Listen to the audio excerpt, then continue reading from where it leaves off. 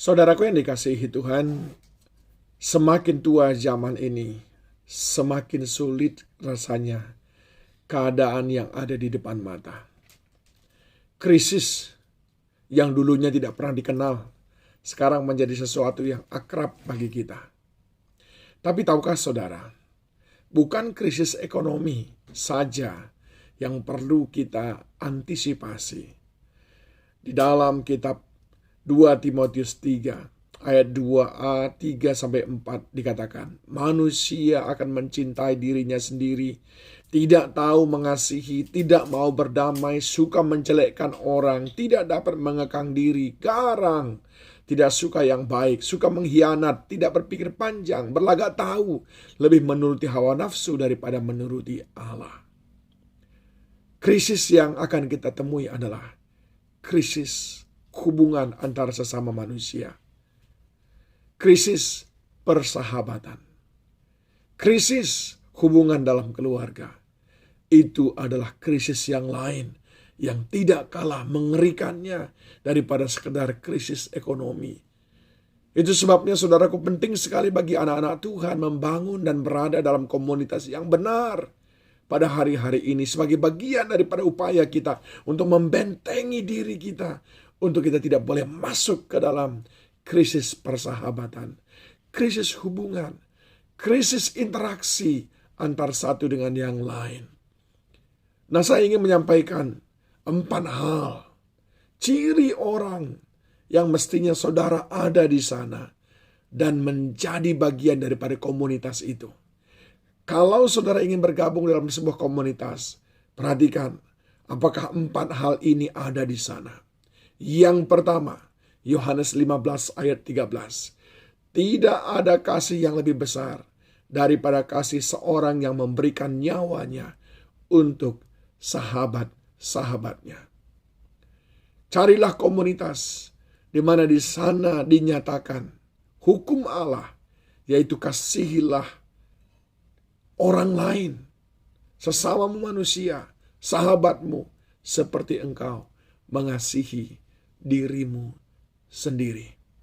Ini mestinya komunitas pertama yang saudara buru-buru menjadi anggotanya, yaitu kasih yang tidak tanggung-tanggung, kasih yang total.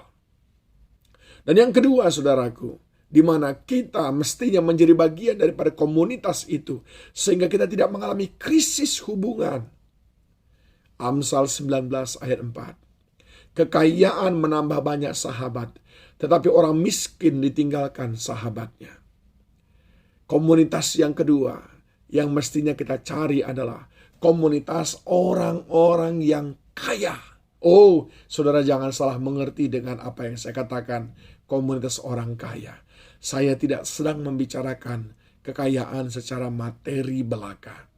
Tetapi komunitas orang yang kaya ini berbicara tentang orang-orang yang memiliki potensi untuk membagikan hidupnya bagi orang lain.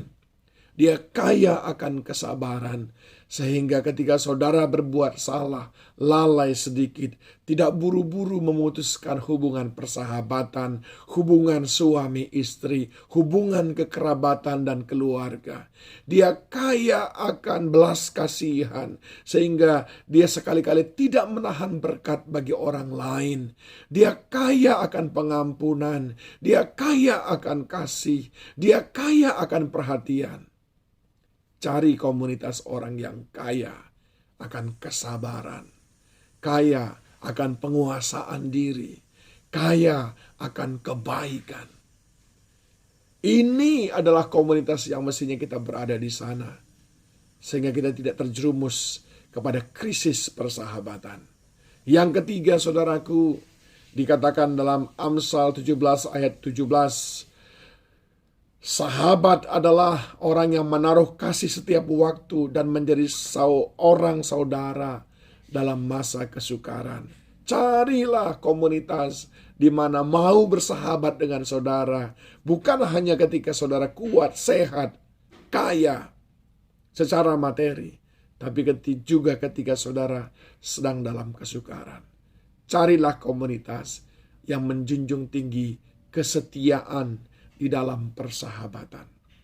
Dan yang keempat, supaya kita tidak mengalami krisis hubungan. Amsal 27 ayat 17 berkata, besi menajamkan besi, orang menajamkan sesamanya. Carilah komunitas yang dipenuhi oleh orang-orang yang tidak mudah tersinggung.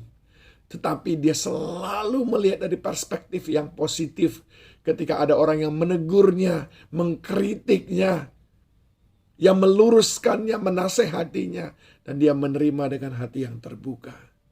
Komunitas orang-orang yang selalu ingin dipertajam, diperbaiki. Komunitas orang-orang yang selalu ingin berubah. 4 jenis komunitas ini mestinya kita ada di sana. Maka kita tidak pernah akan kepenuhan di dalam ataupun terjebak di dalam krisis hubungan antar sesama, krisis persahabatan. Pertama, kasih yang total. Yang kedua, orang-orang yang mau membagikan hidupnya. Dan yang ketiga adalah orang-orang yang kesetiaannya teruji. Dan yang keempat adalah orang-orang yang terbuka akan segala macam masukan, nasihat. Di sana mestinya kita berada. Ayo, mari menjadi bagian daripada orang-orang yang memiliki keempat hal ini. Tuhan menolong kita.